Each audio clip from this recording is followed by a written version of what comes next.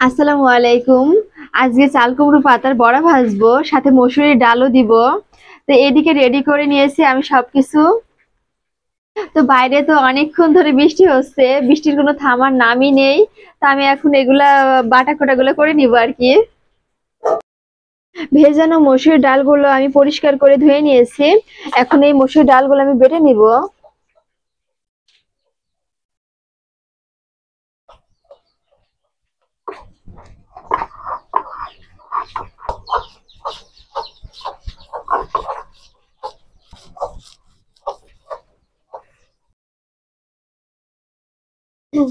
তোমার প্রথম পাটাটা বাটা শেষ, এবারে এইভাবে দ্বিতীয় পাটাটাও বেটে নিব।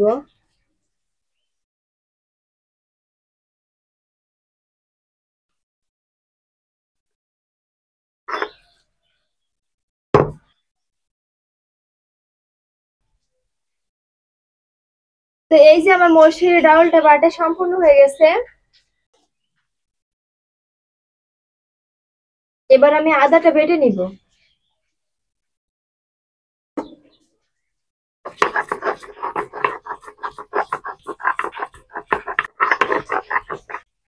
সাথে আমি রসুন গুলা দিয়ে নিব। এবার একসাথে বাটবো। এটা বেশি একটা মিহি করা লাগবে না। এই যে আমার বাটা শেষ।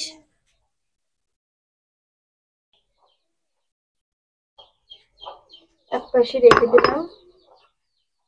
সাথে আমি স্বাদ মতো জিরা দিয়ে নিব।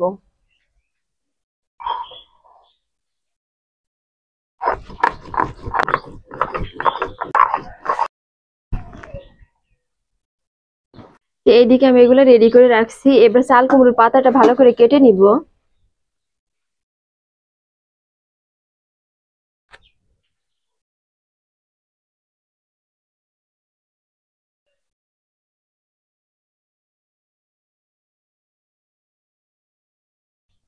তোমার চাল কুমড়োর পাতা কাটা এই যে শেষ। তো এখন ডালের ভিতরে আমি মরিচ কষি, পেঁয়াজ কষি, সাথে এই যে আদা রসুনটা বাটা, আর এখানে পরিমাপ মতো একটু জিরা বাটা, এগুলো একসাথে এখন মাখিয়ে নিব।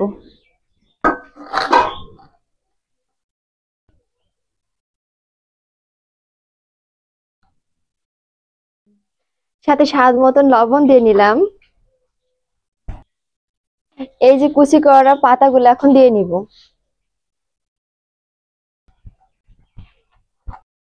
সাথে সামান্য একটু হলুদের গুঁড়া দিয়ে নিব। তো এবার ভালো করে মাখিয়ে নিব, তাহলেই হয়ে যাবে। তো কড়াইটা গরম হয়ে গেছে, গরম কড়াই আমি এবার তেলটা দিয়ে নেব।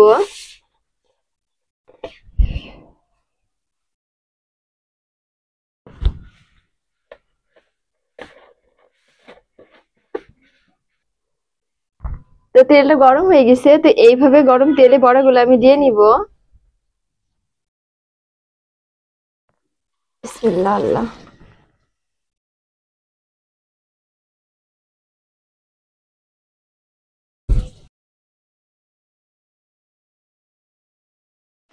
তো বড়াগুলো এখন আমি উল্টাই দিব।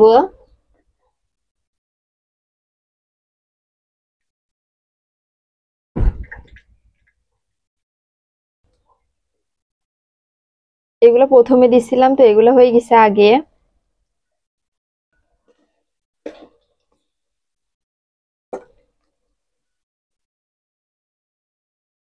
আমার বড়াগুলা দেখছেন কত সুন্দরভাবে ভাজা হয়ে গেছে প্রায়, আর একটু হলেই হয়ে যাবে। তো আমার প্রথম খোলাটা হয়ে গেছে, উঠাই ফেলবো। দেখেন কত সুন্দর মচমচি করেছি, আর বাদামি কালার চলে এসছে। এখন আমি এগুলো উঠাই নিব।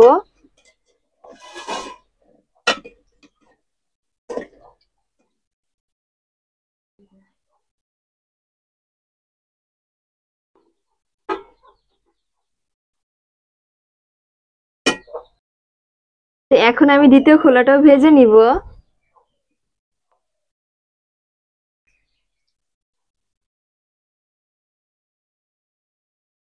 তো আমার বড়া ভাজা শেষ হয়ে গেছে। দেখেন কতটা লোভনীয় হয়েছে। তো আপনারা চাইলে এইভাবে চাল কুমড়োর পাতা বড়া বানাতে পারেন। এটা হচ্ছে মুখে স্বাদ বাড়াবে। বিশেষ করে জ্বর ঠান্ডা এগুলো লাগলে তো আমাদের মুখে স্বাদ থাকে না। তো এই কারণে এই বড়াটা অনেক ভালো লাগে। তা আমি অনেকগুলাই ভাজছি। তো এখন একটা খেয়ে দেখবো।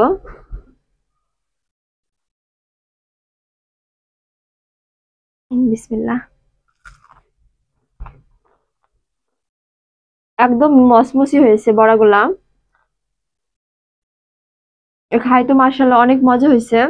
তো আপনারা চাইলে আমার রেসিপি ফলো করে বড়াটা বানাইতে পারেন। তো আজকের মতন এখানে, ভালো থাকবেন, সুস্থ থাকুন, আল্লাহ হাফেজ।